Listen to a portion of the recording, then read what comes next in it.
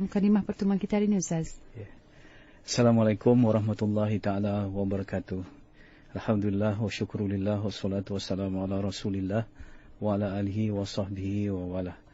Yang saya hormati Puan Nik Asna, Saya. seterusnya kepada para pendengar Radio Hakim yang dihormati dan dimuliakan sekalian. Alhamdulillah, syukur kepada Allah Subhanahu wa taala kerana pada petang ini terbukti sekali lagi Allah Subhanahu wa taala telah memilih kita untuk berada di dalam kebaikan. InsyaAllah. Artinya apabila Allah Subhanahu wa taala membuka seluas-luasnya pintu untuk kita mendapat ilmu, itu artinya pintu kebaikan telah terbuka pada kita. Yang mana kita tahu jalan ilmu itu adalah jalan menuju iman. Dan di akhir zaman ni khususnya yang dengan penuh dengan fitnah, penuh dengan kemungkaran, kita sangat memerlukan ilmu untuk menerangi kegelapan. Kita dah katakan adalah lebih baik berusaha mencari cahaya daripada terus mengutuk kegelapan. Jadi mudah-mudahan kita tidak mengutuk sajalah kemungkaran, kejahatan yang berada di sekeliling kita, tetapi apa yang penting ialah kita mencari ilmu. Dengan ilmu itu kita menyuluh kehidupan. Daripada situ kita akan baiki diri kita dan insya-Allah kita berdakwah untuk manusia lain. Pada petang ini dengan izin Allah, insya-Allah saya akan menerangkan satu tajuk, iaitu antara tujuan dan keperluan hidup. Sekali lagi saya ulang tajuk pada petang ini ialah antara tujuan dan keperluan hidup. Pada minggu yang lalu kita tegaskan bahawa niat kita bekerja, niat kita dalam profession kita mestilah niat yang tepat. Bukan sahaja kita bekerja untuk mencari rezeki, kita bukan sahaja bekerja untuk menyara keluarga, untuk berkhidmat kepada masyarakat dan negara, itu memang niat yang baik, tetapi kita kena letakkan niat yang lebih baik, yang lebih tepat, iaitu segala niat yang ada di dalam hati kita itu kita kaitkan dengan Allah. Caranya pun telah saya terangkan pada minggu yang lalu, mudah-mudahan kita masih ingat lagi. Kita mencari rezeki tidak kata kita bekerja untuk mencari rezeki saja, tetapi mencari rezeki yang halal, kerana yang halal itu dituntut oleh Allah Subhanahu wa taala. Kaitkan dengan Allah Subhanahu wa taala. Bila kita kaitkan niat kita bekerja dengan Allah Subhanahu wa taala, barulah ada perbezaan niat kita bekerja dengan niat orang bukan Islam bekerja. Kalau hanya untuk mencari rezeki, untuk bantu keluarga, berkhidmat pada masyarakat dan negara, orang bukan Islam pun ada niat-niat itu. Tetapi kita orang Islam, yang kita kata kita khairul ummah, kita umat yang terbaik, tentulah niat kita juga terbaik dan lebih baik. Yang mana kita kaitkan dengan Allah. Dan saya juga telah mendegaskan pada minggu yang lalu, apabila kita bekerja diniatkan dengan Allah, kita akan dapat rezeki yang berkat. Bukan sahaja kita dapat laba ataupun dapat gaji, tetapi kita dapat pahala. Bukan sahaja kita mendapat pujian daripada majikan kalau kerja kita baik, tetapi hakikatnya kerja itu juga untuk menjadi keredaan, sebab untuk kita mendapat keredaan daripada Tuhan. Jadi pada petang ini saya ingin fokuskan apakah yang dikatakan tujuan hidup dan apakah yang dikatakan keperluan hidup, dan apa kaitannya dengan niat kita bekerja. Baik, kalau kita tanyakan apakah niat itu ketara, niat memang tak ketara Niat semua di dalam hati, hati yang bersifat maknawi, yang bersifat metafizik, yang kita tak dapat. Kalaupun ada yang kita kata usalli ataupun nawaitu, itu lafaz niat saja. Lafaz niat hanya membantu hati untuk kita berniat. Sebab niat itu kerja hati, bukan kerja lafaz. Tetapi ulama-ulama telah membantu kita supaya hati kita dibantu oleh lafaz yang keluar daripada mulut kita. Jadi kalau kita tanyakan apakah kita bekerja kerana Allah ni, kenapa penting? Saya ingin tegaskan bahawa apabila kita bekerja yang dikaitkan dengan Allah, itulah pemantau, itulah pengawal untuk kita berlaku lurus, tulus dan tulus dalam kerja kita. Daripada awal sampailah ke hujungnya. Kalaupun ada sedikit gangguan di pertengahan, kita mudah diingatkan untuk berpatah balik kepada niat yang sebenar. Mungkin oleh kerana niat ini suatu yang tak nampak ni, saya cuba gambarkan dengan suatu yang nampak. Kesannya, Bukan niat tu nak diketarakan ataupun nak diperlihatkan, tetapi kesan niat itu sendiri. Katalah kita berada di dalam kapal terbang, katalah di KLIA ataupun di satu lapangan terbang, kita nak pergi satu destinasi A, kata A tu Sudut penerbangan telah ditentukan oleh pilot sebelum kapal terbang tu take off lagi. Sebelum kapal terbang itu berlepas, sudut penerbangan telah ditentukan. Sebab sekarang ni orang kata all computerized, semuanya dibuat secara autopilot, secara komputer. Katalah sepatutnya kapal terbang kita lurus saja daripada lapangan terbang tu nak ke satu tempat destinasi itu, lurus saja. Tetapi katalah sebagai contoh, pilot kita sudah tersilap sedikit, iaitu 1 darjah tersasar daripada yang lurus tu. 1 darjah je tersasar. Bila kapal terbang dimulakan enjinnya, kemudian dia bergerak di atas landasan, kemudian take off, kita tidak akan nampak tersasar sangat. Sebab 1 darjah tu terlalu kecil, kecil. Tetapi makin lama kapal terbang tu makin terbang. Walaupun dia nak pergi ke tempat A, tetapi oleh kerana tersalah tadi 1 darjah, maka dia makin jauh. Saya pernah melaksanakan program kursus dengan termasuk dalamnya pilot ataupun juruterbang. Dia kata macam ni, Ustaz, dia kata kalau 1 darjah kita tersasar, setiap 60 km kita bergerak, kita akan tersasar 10 km. Jadi bila kapal terbang ni bergerak 60 km, 10 km tersasar. Kalau 120 km, dah dari 20 km tersasar. Bayangkan kalau ribuan kilometer, dia tidak akan pergi ke tempat A lagi, tetapi dia pergi ke tempat yang lain. Saya buat metafora ni ataupun pelambangan ini bukanlah untuk bercerita tentang pemanduan kapal terbang, tetapi tentang niat tadi. Kalau niat kita niat kita bekerja untuk keluarga, untuk masyarakat yang tak dikaitkan dengan Allah, saya kata niat tu tersasar sedikit. Bukan tersasar jauh ni, tersasar sedikit. Tetapi makin ke hujung, kita akan nampak apa kesannya di akhir itu, dia akan melencong daripada niat kita yang sebenar. Sebab itu, pesan saya untuk diri saya, kesalahan yang kecil di awal niat kita itu akan memberi impak yang besar apabila kita mula melaksanakan kerja itu. Sebab tu niat mesti benar-benar tepat pada awal dia. Jika tidak, kita pasti tersasar di akhirnya. Ini saya ingin juga memetik apa yang orang-orang Melayu dulu kata dia kata semakin tinggi pokok yang kita panjat, semakin kuat angin yang menggoyang. Semakin tinggi pokok yang kita panjat, semakin kuat angin yang menggoyang. Maksudnya ni ini bukan cerita pasal panjat pokok, tetapi ini dalam kehidupan kita. Maksudnya apabila semakin tinggi status sosial kita, contohnya harta kita, pangkat kita, jawatan kita makin tinggi, maka temptation, godaan dan cabaran untuk kita tersasar tu lebih kuat. Contohnya angin yang menggoyang tu lebih kuat di atas pokok bukan di bawah. Jadi artinya bagaimana ketika kita pangkat kita kecil, kalau kita bekerja kita katalah untuk keluarga kita. Okey, awal-awal kita bekerja memang untuk suami, kita kata untuk isteri, untuk anak-anak, tetapi mula kita bekerja okey, tetapi dia tersasar sikit. Makin lama makin tersasar Sebab itu kadang-kadang seseorang itu biasa terjadi sekarang ni di awal kariernya, katalah perniagaan ataupun profesional yang lain, dia sangat rapat dengan isterinya. Isteri itulah yang membantu dia, isteri itulah yang bersama-sama bersusah dengan dia kan. Tetapi apabila dia mula berjaya, dah kita isteri semakin terpinggir. Itu yang kata tersasar. Kerana ada yang lain lebih memikat hati, contoh. Ni kata. Mungkin kita kata bekerja kerana apa? Saya bekerja untuk cari makan. Very simple, untuk rezeki. Awal-awal okey lah ni. Tetapi kadang-kadang dalam organisasi ini ada yang dikatakan politicking dalam organisasi.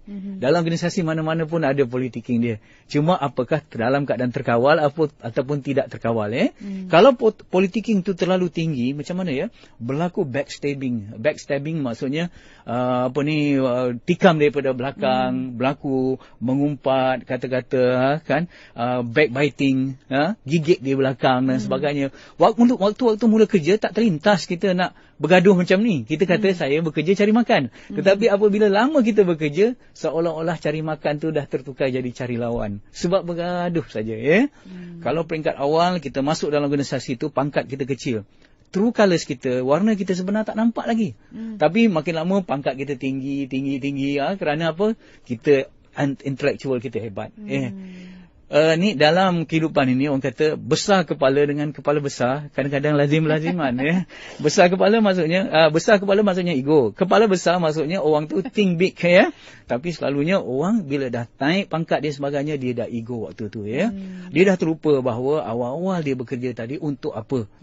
Jadi akhirnya berlakulah dalam organisasi itu orang yang menjunjung yang di atas, siku yang sebaya dan henyak yang di bawah supaya dia boleh naik ke atas. Berlaku umpat mengumpat, berlaku antara unit ini dengan unit ini, bahagian ini kan dan sebagainya. Pelbagai penzaliman dan pelbagai umpatan dalam organisasi berlaku. Kerana apa? Kerana semuanya sudah lupa niat awal bekerja dulu untuk cari rezeki, untuk bantu keluarga, untuk berkhidmat pada masyarakat, untuk ibadah. Ini yang pentingnya ya. Sebab itu, kita katakan, kenapa boleh tersasar? Kenapa orang tu boleh tersasar? Yang bekerja kerana keluarga boleh tersasar. Yang bekerja kerana cari makan boleh tersasar. Masyarakat dan negara pun boleh tersasar. Bangsa pun boleh tersasar. Kalau kita lihat, mula-mula dia berniaga, kita bagi segala subsidi untuk dia naik. Supaya nanti dia maju, dia akan tarik bangsanya maju sekali ya. Sebab tu kita bagi tongkat dekat dia supaya nanti dia jadi korporat di atas, dia boleh jadi payung pada anak-anak bangsa yang di bawah untuk naik bersama dia. Tetapi ni kadang-kadang bila dia di atas tu dia lupa diri. Waktu tu orang kata ini bukan korporat. Ini ada dot lah. Macam-macam lah orang kata kan. Jadi ini yang menunjukkan bahawa kalaulah berjuang ataupun kita bekerja hanya kerana bangsa saja, tidak dikaitkan dengan kerana Allah, kita akan tersasar ni. Ini penting. Kenapa? Kerana manusia ni, saya ingin mengemukakan satu pertanyaan, walaupun tak dengar jawapan, anggap ni sebagai satu perbincangan di ruang udara. Manusia ni dipantau oleh ni dari dalam keluar ataupun dari luar ke dalam. Manusia ni bergerak selalunya atas apa? Atas niatnya. Atas dari dalam keluar. Orang putih kata inside out. Manusia dipantau atau dikawal perlakuannya inside out. Dari dalam keluar. Bukan outside in.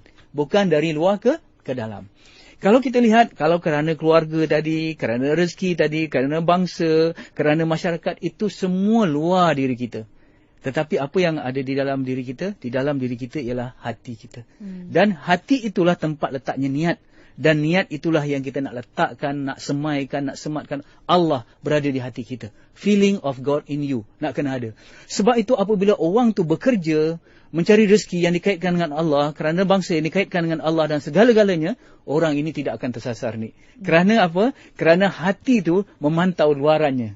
Dia tidak terkesan oleh luaran yang mencorak dalamannya, tetapi dalamannya yang mengawal luarannya. Sebab itu niat tu sangat penting ni Orang yang ingat Allah, insya-Allah dia ingat isteri dia.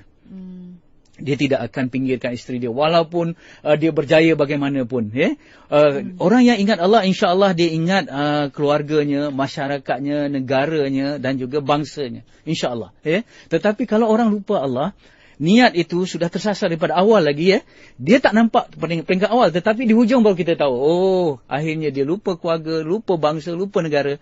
Dan dalam Al-Quran mengatakan bahawa orang ini akan melupakan hatta dirinya sendiri. Dia akan lupa dirinya sendiri. Waktu itu kita akan lihat hancur masyarakat Jadi saya rasa saya ingin sambung sekali lagi sikit lagi. Kenapa kita kata orang bekerja kerana Allah? Orang bekerja kerana Allah, benar-benar kerana Allah. Dia ada pemantau, dia ada pengawal yang insya-Allah apabila dia bekerja ada godaan ni tersasar sikit macam kereta lah. Kita dah bergerak, kita dah pandu kereta tu 3,000 atau 5,000 kilometer, balancing lagi, alignment dia lagi. Tetapi apabila diperingatkan, dia mudah ingatkan balik. Dia boleh, orang kata B to B, back to basic. Sebab basic dia penting. Sebab tu niat awal kita bekerja ni sangat penting. Kerana apabila kita tersasar, apabila dengar tazkirah macam ni, kita dengar kuliah-kuliah agama, kita dengar nasihat-nasihat dari kawan, ingat matlamat kita yang awal tu apa dia. Ingat niat kita yang awal macam mana. Dia akan kembali balik ke jalan yang benar. Kalau pangkal jalan tu memang benar. Tetapi kalaulah pangkal jalan tu dah tersasar tadi, sedikit, walaupun sedikit, dia akan terus akan tersasar.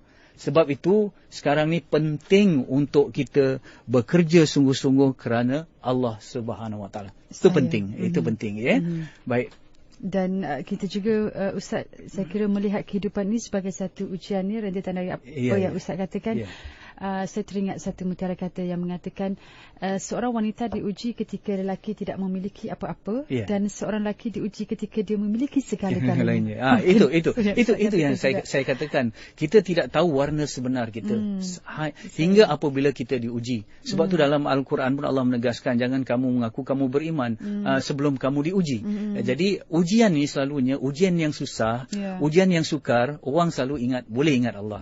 Tetapi ujian yang melekakan selalunya ialah ujian nikmat, ujian kelebihan-kelebihan. Menyebabkan kadang-kadang kalau kita, orang kata, selalunya jadi jahat ataupun kita terniat untuk melakukan kejahatan apabila duit kita banyak, apabila pangkat kita tinggi dan sebagainya. Sebab itu saya teringat kata-kata hukama yang kata, kalau nak tahu warna sebenar seorang, beri dia kuasa. Bila dia ada kuasa, baru kita nampak dia tu bagaimana keadaannya, Kalau nampak mula-mula kita nampak memang dia baik, orang kata pijak semut pun tak mati, Tetapi apabila dia berkuasa, barulah suaranya kita nampak, suaranya begitu kuat, menengking, jalannya menghantar, dadanya membusung begitu, apabila kita nampak apabila dia berkuasa.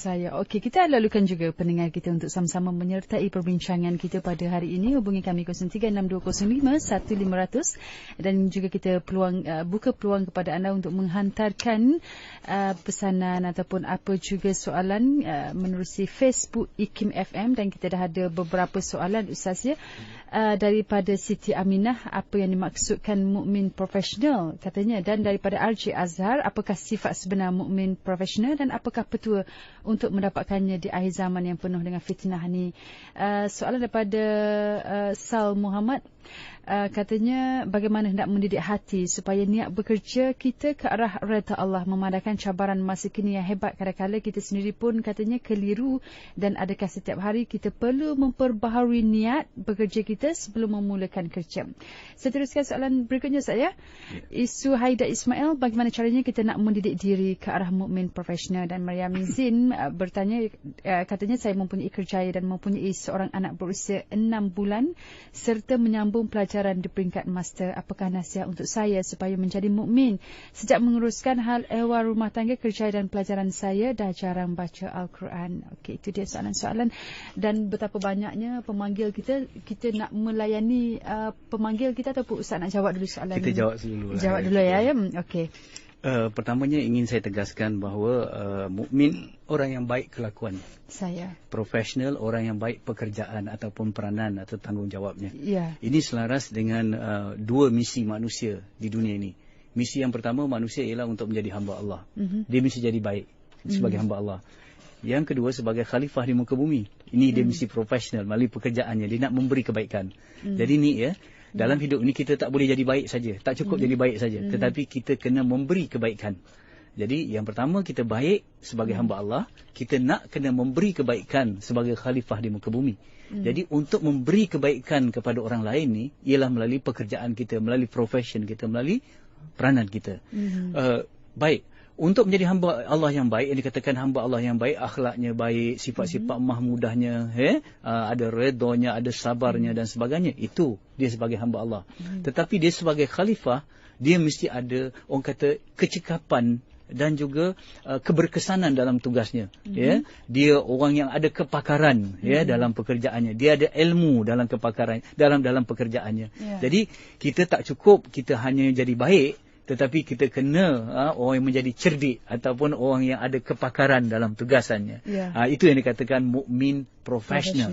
Mukmin profesional, yang mana orang yang baik dan boleh memberi kebaikan sebagai hamba Allah dan sebagai khalifah. Ada iman dan ada kepakaran. Ada high tech dan ada high touch. High touch tu sifat-sifat kemanusiaan, high tech tu kepakaran dalam bidang teknologi, sains dan sebagainya, sesuai dengan dunia kontemporari hari ini. Itu Sebab itu Allah letakkan ataupun tetapkan bahawa manusia menjadi khalifah, bukan malaikat. Kerana malaikat hanya baik saja, tetapi dia tidak boleh mengatur dan mengurus serta mentadbir.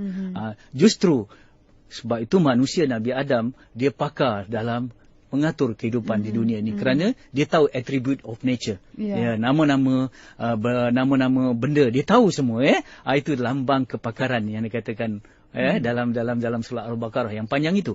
Jadi kemudian saya ingin tegaskan bahawa yang dimaksudkan profesional di sini bukan merujuk kepada golongan profesional semata-mata. Jangan silap. Dia kata golongan profesional ialah jurutera, yang kita kata doktor, accountant dan sebagainya itu memang grup profesional. Tetapi itu grup profesional yang khusus. Tapi profesional dalam konteks mukmin profesional ialah apa dia ni? Orang yang dapat melaksanakan kerjanya dengan cekap, dengan berkesan, orang yang ada kepakaran dalam tugasnya, tak kira tugas itu kecil atau tidak. Contohnya saya katakan, seorang penoreh getah, kalau dia melaksanakan kerja dengan ilmu dan kepakaran yang sesuai dengan kerja menoreh getah itu, dia profesional. Dia ada etika lagi dalam kerjanya. Begitu juga penjual nasi lemak yang saya katakan. Kalau dia ada ilmu, ada kepakaran sesuai dengan bidang yang diceburinya, dia profesional dalam bidang itu. Jadi menjadi seorang Islam, menjadi seorang mukmin, sekaligus sebenarnya menjadi seorang yang profesional. Itu kendaknya. Sebab apa? Allah Subhanahu Wa Taala mencintai seseorang yang apabila dia melaksanakan kerja, dia melaksanakan kerjanya dengan itqan. Itqan saya dah katakan, orang yang melaksanakan kerja dengan ketekunan, dengan memperelokkan kerjanya, dengan ilmu dan kepakaran yang tinggi. Okey. Soalan yang kedua, bagaimana kita nak didik diri kita, nak didik hati kita untuk menjadi mukmin dan profesional? Jadi yang pertama, first thing first, kita tak boleh tak boleh bertoleransi dalam syarat ini. Mesti ada ilmu. Sebab itu kita perlu cari ilmu. Sebab itu dalam kitab Minhajul Abidin, Imam Ghazali meletakkan ilmu itu gunung yang pertama ataupun halangan yang pertama yang perlu diatasi ataupun dicari dalam kehidupan ini. Ilmu yang penting, ya. Setelah kita dapat ilmu ini jangan kita segmented kan, jangan kita pisahkan, ilmu yang berkaitan dengan agama ini untuk membaiki diri kita, untuk menjadi mukmin. Manakala ilmu yang berkaitan dengan akademik, sains, teknologi, kimia, fizik dan sebagainya, itu perlu juga dituntut, ilmu akademik, untuk menjadikan kita seorang khalifah yang berjaya. Jadi jangan kita ilmu agama semata-mata, tetapi kena ilmu agama itu menjadi foundationnya, manakala ilmu akademik itu kita letakkan di atasnya untuk kita bergerak seiring, yang dikatakan integrated, ilmu yang bersepadu. Itu pentingnya, ya. Okey, itu ilmu. Yang kedua, bila dah ada ilmu ni, kita kena amal. Kita kena ada amal. Amal itu, misal kata, bila kita nak mengamalkan ilmu kita, kita perlukan apa ni? Kita perlukan sifat mujahadah. Mujahadah tu, misal kata, kita kena melawan hawa nafsu kita. Kerana syaitan dan hawa nafsu, dia tidak suka ke arah kebaikan. Sedangkan amal itu satu yang baik. Jadi kita kena berperang dengan diri kita sendiri. Itu penting, ya. Berperang dengan diri kita sendiri, kerana orang kata yang baik itu sukar, ya. Yang jahat itu kadang-kadang nampak mudah, tetapi sebenarnya akibatnya teruk, ya. Sebab itu mukmin profesional ialah orang yang mengamalkan apa ni, prinsip hidup pay now play later. Pay now play later. Maksudnya pay now, bersusah-susah dahulu, play later, bersenang-senang kemudian. Jadi di dunia ini kita menanam, tentulah menanam itu sukar, ya. Tetapi kita akan menuai nanti di akhirat. Sebab itu perlukan mujahadah. Jadi yang pertama ilmu, yang kedua mujahadah. Yang ketiga, kita perlukan istaqim. Kita perlukan apa? Istiqamah, konsisten. Jadi kita perlu konsisten. Biar sedikit amalan yang kita buat, tetapi dawam, ya, berkekalan, ya. Jangan banyak kemudian tak buat, Jadi bila ada ilmu, bila ada amal, ada istiqamah ni sebagainya, macam mana ni, kita nak pastikan semua ni ada. Yang penting lagi ialah seorang mentor ataupun guru kita, ya. Guru kita yang memberi panduan, memberi bimbingan dan juga memberi didikan kepada diri kita, bagaimana kita harus melalui jalan menuju Allah Subhanahu Wa Taala. Dan kita perlukan sahabat-sahabat yang seia sekata, ya. Baik, apabila kita ada sahabat, ada guru, ada ilmu dan ada amal serta mujahadah ni, dirangkumkan perlunya kita berjamaah bersama-sama. Ini penting, ya. Bila kita ada perkumpulan yang seia sekata, ya, ada program, ada bi'ah, ada suasana dan sebagainya, insya-Allah waktu itu ni, kita ada kekuatan untuk menjadi ikan, ya. Seumpama ikan yang tidak dimasinkan oleh air laut yang masin, dia ada kekuatan di situ, apabila ada jemaah, ada sahabat sekata, ada gurunya, ada program dan sebagainya. Ini sangat penting, dan jangan lupa yang akhirnya kita perlu berdoa kepada Allah Subhanahu Wa Taala, kerana apabila Allah permudahkan jalan yang sukar pun, apabila Allah permudahkan akan menjadi mudah, insya-Allah. Kita bersama dengan pemanggil kita untuk waktu ini. Hello, Assalamualaikum. Siapa di sana? Halo. Ya, udara kita. Siapa di sana? Saya Abdul Latif daripada Johor Bahru. Saya teruskan dengan soalan. Ingin nak tanya dengan Ustaz. Silakan. Berkenaan ada satu perkara mengenal diri, mengenal Allah. Adakah termasuk dalam aspek mukmin profesional? Baik, terima kasih. Itu je. Terima kasih. Baik, terima kasih. Assalamualaikum. Okey, pemanggil kita berikutnya. Hello, Assalamualaikum. Siapa di sana? Waalaikumsalam warahmatullahi. Ya, teruskan dengan soalan. Okey, yang saya nak tanya, soalan yang pertama berkaitan dengan niat kan, Halo? Ya. Okey, kalau macam Ustaz tadi, kalau kita niat tersasar, jadi kalau kita niat tersasar, jadi masalahnya kita akan menyeleweng ke kemudian. Tapi bagaimana kalau niat kita tersasar daripada awal, tapi kita nak patah balik? Baik. Nak patah balik supaya kita dapat betulkan semula lah. Yang kedua, kita ni selesa digoda oleh nafsu dan syaitan. Jadi saya nak tahu apa beza godaan iblis dan godaan nafsu, supaya kita dapat kategorikan tu macam mana yang dikatakan godaan iblis, yang mana dikatakan godaan nafsu. Baik. Itu saja. Baik. Siapa tadi yang bercakap? Yang cakap Azhar. Encik Azhar, terima kasih banyak. Assalamualaikum. Okey, kita ambil satu lagi pemanggil. Sasia. Hello, Assalamualaikum. Siapa di sana? Assalamualaikum warahmatullahi. Ya, siapa? Ya, saya Adam. Ya, nak tanya dengan Ustaz teruskan. Silakan. Ya Ustaz, nak tanya. Untuk kalau ialah kita yang buat kerja mengajar bahagian agama apa semua tu, kita mengajar Al-Quran apa semua. Jadi kita pun antara dua, satu kita cari makan, nombor dua kita buat kerja Allah Ta'ala lah. Jadi di antara dua tu kita pun kadang-kadang macam mana ni, orang bagi ke tak bagi ke tu, macam mana nak tolong bagi sikit tak lah. Baik, terima kasih. Assalamualaikum. Waalaikumsalam. Teruskan. Hello, Assalamualaikum. Siapa di sana? Tak tutup radio seketika. Ya, tutup radio seketika. Radio Hiking ke? Saya. Okey, kita teruskan. Hello, Assalamualaikum. Siapa di sana? Waalaikumsalam. Ya, siapa di sana? Nama saya Nadia. Okey, silakan teruskan Nadia. Teruskan dengan soalan. Okey, sekarang saya dengar tak? InsyaAllah dengar. Okey, saya merupakan salah seorang pelajar juga pelajar. Okey, so kami by sem kami akan ada praktikal lah. Tapi kami sebagai pelajar jururawat kami tak digaji lah kan. Tapi kadang tu macam nak kata kami dah tak digaji, tapi kami macam mana Ustaz kan, anak sendiri kan, bila anak berhadapan kat situasi praktikal kat hospital, anak rasa dah kami tak digaji. Kalau dia tengok macam staff nurse kat sana semua mempunyai gaji, tapi kalau kami kenapa bila balik kami sebagai student tak mati, tak ada apa-apa. Tapi apa persoalannya? Kami penat sama penat, tapi nak kata macam mana kita nak latih, nak perkuatkan kekuatan tu Ustaz kata tadi. Kita nak dapatkan kekuatan tu daripada bersama orang soleh, orang yang sahabat-sahabat yang baik lah, yang boleh ingat pada Allah. Tapi kadang-kadang kata Ana diselasikan kawan Ana semua student nurse, tak semua yang ada kefahaman. Baik. Tapi macam mana maksudnya macam mana bila Ana memanglah kita mana pun kita saya kira kami dah faham ya Cik Nadia. Terima kasih banyak. Assalamualaikum. Okey, kita cuba menjawab soalan tadi. Saya ingin fokus kepada soalan yang penting dulu lah bukan kata yang tak penting, saya ambil yang utama. Yang mana yang utama tu nanti akan berangkai kepada persoalan-persoalan yang sampingan Sekarang ni persoalan yang paling penting sekali ialah apakah bekerja kerana Allah, niat kerana Allah, menafikan hak kita untuk mendapat ganjaran, gaji ke, ataupun nak claim OT ke, ataupun bonus ke dan sebagainya. Jadi ada orang yang kata you dah bekerja kerana Allah, apa you komen lagi nak gaji ke, tak payahlah nak gaji kerana Allah lah. Gitu. Jadi persoalannya apakah kita bekerja, orang yang ikhlas kerja kerana Allah, dia tidak layak untuk mendapat ganjaran keduniaan, material dan sebagainya. Ya.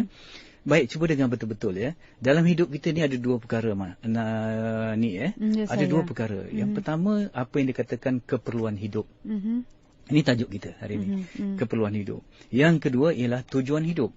Ya. Yang pertama, keperluan hidup. Yang kedua, tujuan hidup. Apa dia keperluan hidup? Keperluan hidup ialah kehendak fizikal dan material kita. Makan, minum kita, pakaian kita, kenderaan kita, rumah kita. Yang semua kita dapat melalui gaji dalam bentuk duit atau wang tadi. Ini yang kata keperluan hidup.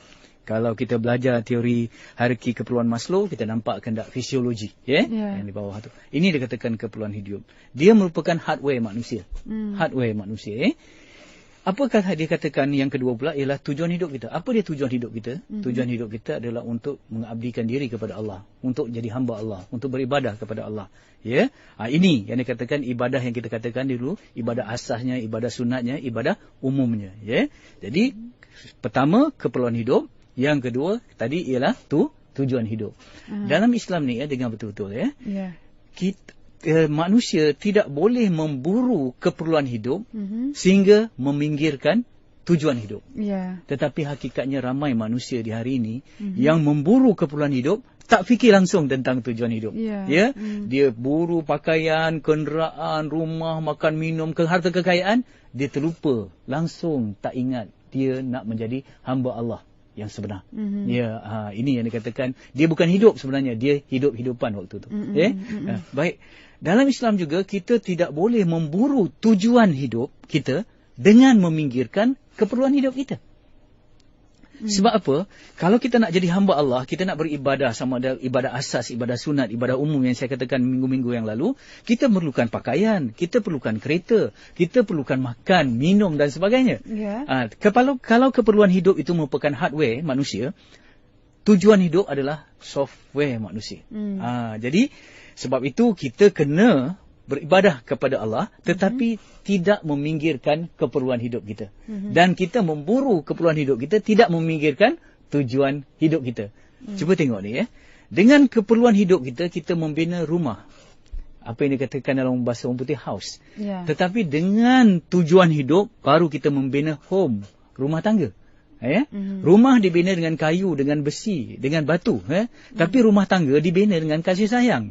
Dengan software, dengan kekuatan rohani kita dan sebagainya. Sebab tu orang yang hanya membina rumah dengan duit, dengan fizikal dan material, rumahnya besar. Rumahnya besar kata. Tetapi bila tidak ada kasih sayang dalam rumah tangga, suami dan isteri terasa rumah yang besar tu sangat sempit. Kerana apa? Sempitnya hati. Kerana mereka ada keperluan hidup tetapi tidak memburu tujuan hidup.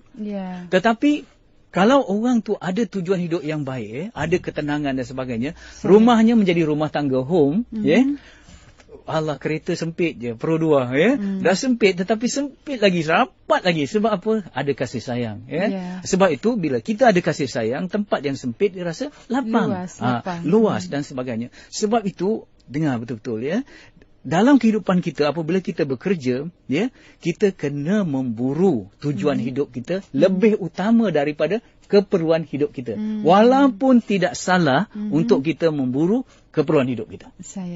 Jadi artinya bekerja menjadi sebagai hamba Allah tidak menafikan hak kita untuk mendapat gaji. Tetapi jangan bekerja hanya semata-mata untuk mendapat gaji. Tetapi jadikan kerja itu tepat dengan syarat-syaratnya supaya ibadah, supaya tercapai tujuan hidup kita. Dengar ni. Kalau keperluan hidup dipenuhi, tadi keperluan hidup tadi, yang fizikal material tadi dipenuhi, kita akan dapat orang kata kemudahan dan kesenangan dalam hidup kita. Apa yang dikatakan senang. Tetapi hanya apabila tujuan hidup dipenuhi, baru kita dapat apa yang dikatakan ketenangan dan kebahagiaan, ataupun dikata tenang. Jadi ramai orang sekarang ni yang bekerja hanya berdasarkan keperluan hidup, dia dapat senang tapi tak tenang. Sebab dia tak tenang. Tak tenang Sebab itu kerja di tempat kita, kita kena niatkan kerana Allah supaya kita dapat ketenangan dan juga kesenangan secara halalan dan thayyiban. Jadi menjawab persoalan tadi macam Nadia tadi, Cik Nadia bertanya tadi, Cik apa yang tentang mengajar Quran dan sebagainya. Dalam dalam hadis-hadis tak salah orang membaca mengajar Quran, menjadi imam dan sebagainya, mendapat wang. Hasil daripada Baitul Mal, hasil daripada masyarakat bagi mereka. Tak salah. Tetapi ingat, itu bukan tujuan. Itu hanya keperluan hidup kita. Jadi sebab itu apabila kita letakkan tujuan menjadi yang utama dan pertama, yang keperluan ni diikut sikit terus saja. Jadi artinya kita kena memburu yang kita kerja sebagai ibadah tadi. Sebab itu pesan saya, jadikanlah profession kita sebagai tujuan hidup kita. Sekali lagi saya ulang, jadikan profession kita, pekerjaan kita sebagai tujuan hidup kita. Jangan jadikan hanya profession kita hanya keperluan hidup kita. Okey. Kalau saya buat metafora sikit, kerana ini penting supaya dibagi contoh. Keperluan hidup ni umpama galah. Tujuan hidup umpama buah. Jangan kata galah tak penting. Kerana dengan galah kita kait buah. Tetapi akhirnya kita nak makan apa ni? Galah ke buah? Buah lah. Buah lah. Sebab itu dia katakan tujuan hidup tu sangat penting. Lebih penting daripada keperluan hidup kita. Kemudian soalan tadi, kalau niat kita tersasar daripada awal lagi. Kalau kita nampak, niat kita dah tersasar. Kita dah kahwin. Contoh, dah 5-6 tahun kita kahwin. Tetapi bila kita dapat ilmu sikit, baru kita tahu bahawa kita kahwin dulu hanya untuk memenuhi kehendak biologi dan fisiologi semata-mata. Macam juga orang bukan Islam kahwin. Kenapa? Dia nak pasangan hidup, dia nak ini, dia tak kaitkan langsung dengan Allah. Maka bila kita tahu sekarang ni, tak apa, kita bertaubat dan kita cuba baiki niat kita sekarang ni. Kita betulkan niat kita sekarang ni. Saya dah kata berulang kali bahawa tidak ada istilah terlambat dalam membuat satu kebaikan. Bahkan kebaikan perlu dimulakan berulang-ulang kali. Jadi kalau niat tu tersasar, kita ingatkan balik. Kalau tersasar, kita ingatkan balik. Tetapi yang penting niat awal kita tadi. Kita jadikan baik. Kemudian kita ada godaan. Godaan ada dua bentuk. Manusia ni, orang mukmin ni ada 5 musuhnya. 2 yang di dalam, 3 yang di luar. 2 yang di dalam ni yang paling bahaya sekali, yang tak nampak ni, iaitu syaitan dan hawa nafsu. Di antara syaitan dan hawa nafsu ni pula, hawa nafsu yang lebih bahaya. Kerana hakikatnya syaitan hanya dapat menggoda kita melalui saluran hawa nafsu kita. Nafsu ini asalnya 2 saja, iaitu nafsu seks dan juga nafsu makan. Asal daripada 2, seks dan nafsu makan ni timbulnya sifat-sifat mazmumah yang lain.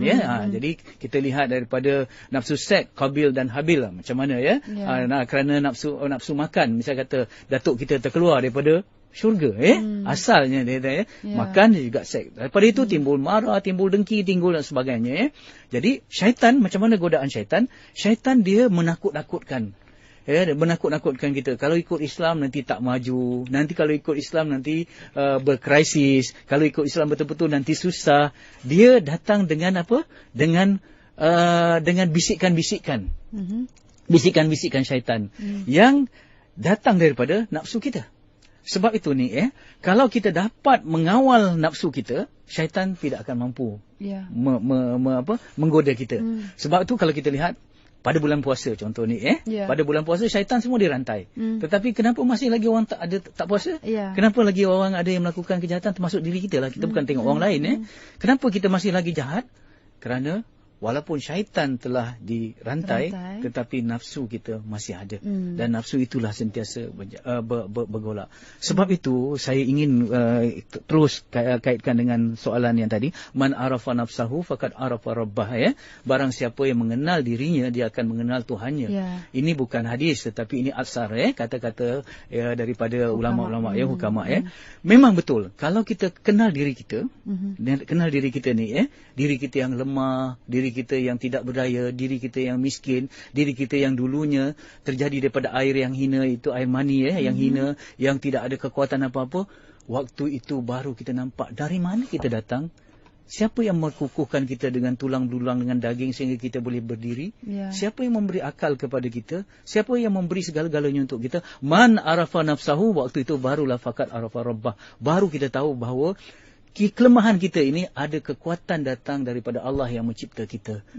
Ada kekayaan daripada Allah yang memberi rezeki untuk kita. Akhirnya dengan kelemahan kita, barulah kita nampak keperkasaan Allah. Sebab itu kalau orang tu ego, kenapa orang tu ego? Orang yang ego ialah orang yang nampak kebesaran diri dia tetapi tak nampak kebesaran Allah. Hakikatnya diri dia pun tak besar apa pun. Dia datang daripada sitis air yang hina, kemudian dia mati menjadi bangkai yang paling busuk, kemudian dia jadi tak ada apa-apa lepas tu, nothing sebab itu kalau orang tahu kelemahan dia, dia akan ingat kepada Allah Subhanahu Wa Taala.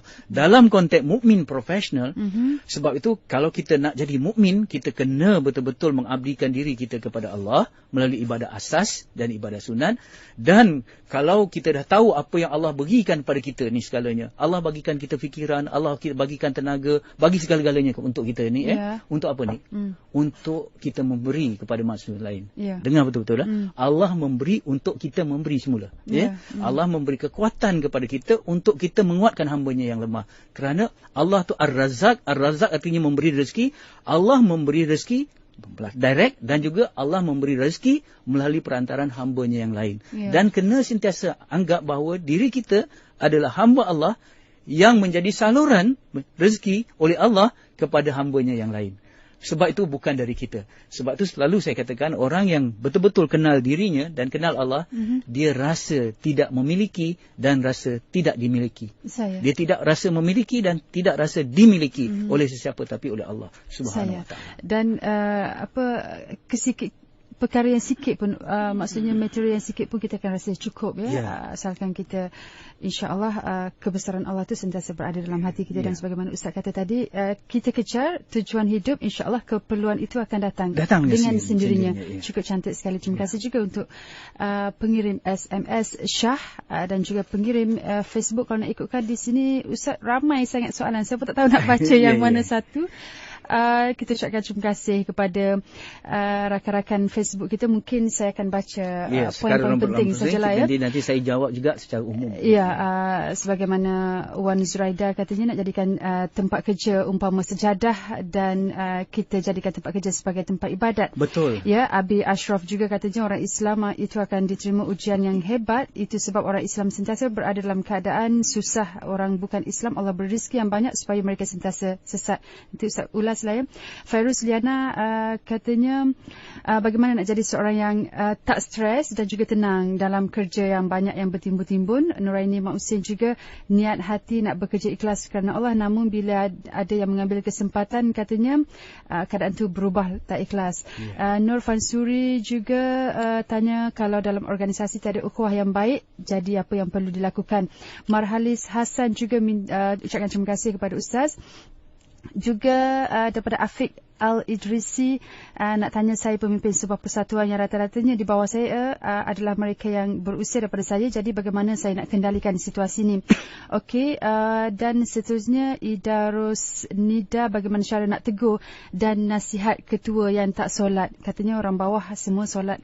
Okey, Muhammad Nashi katanya bagaimana Ustaz nak yakinkan kepada mereka yang golongan berpendapatan rendah juga tergolong sebagai mukmin profesional?